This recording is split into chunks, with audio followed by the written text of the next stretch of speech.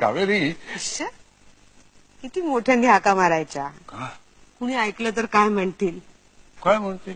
म्हणतील की म्हाताऱ्याला बायकोचं नाव अजून आठवत आहे म्हणतील. कावेरी गेली 50-60 वर्ष मी तुला एक गोष्ट सांगायची विसरूनच गेलो होतो बरं का. पण आज सांगणार आहे ती. कोणती ती? तू मला खूप खूप आवडतेस. मी खूप प्रेम करतो तुझ्यावर. या काही सांगण्याच्या गोष्टी आहेत का? हं? आणि मला काही माहित नाही का ते? नाही तरी पण एकदा सांगावं असं वाटलं. काय? एक विचारू का? हा विचार विचार रागवायचं नाही हा. विचार. मला सवती किती होत्या?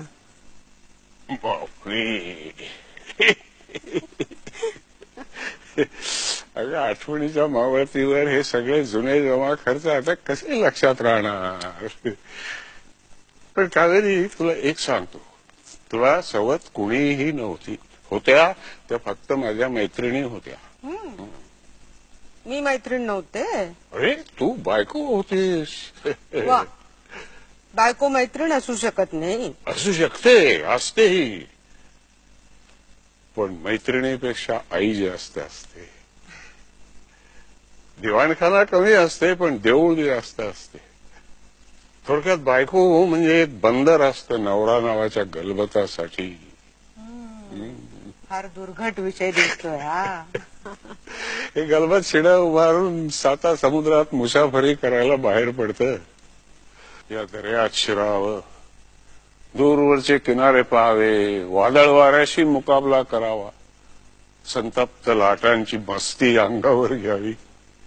जगणं असं असावं की पावला पावलावर मरणाची मुलाखत व्हावी. पण हे सारे उद्रेक अंगावर घेताना गलबत सतत पाहत असतं ते आपल्या बंदराकडे. पराभवाच्या जखमा आणि विजयाचे उत्सव दोन्ही घेऊन ते परत येतं ते आपल्या बंदरामध्ये. आणि तिथं प्रशांत पाण्याच्या गालिच्यावर विश्रांत होतं. गलबताच्या पराभवाच्या जखमाही बंदरात, त्याच्या पराक्रमाचा उदयही बंदरात, विजयाचे उत्सवही बंदरात, आणखी पराभवाचं सांत्वनही त्याला बंदरातच मिळतं.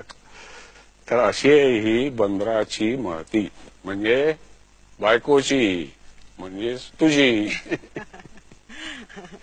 नाही, महती चांगली आहे.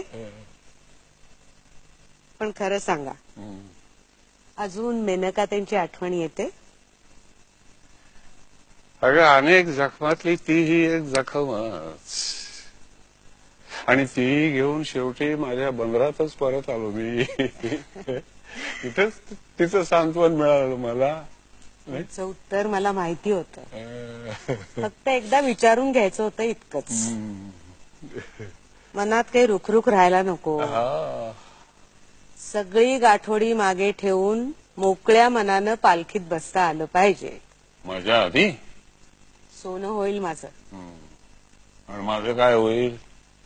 बंदरच नाहीसं झालं तर गलबतानं जायचं कुठे? अहो, जाऊ दे, उगीच गंमत केली मी. गंमत केली. मी काही कुठे जात नाही आणि कुणाला जाऊ देत नाही.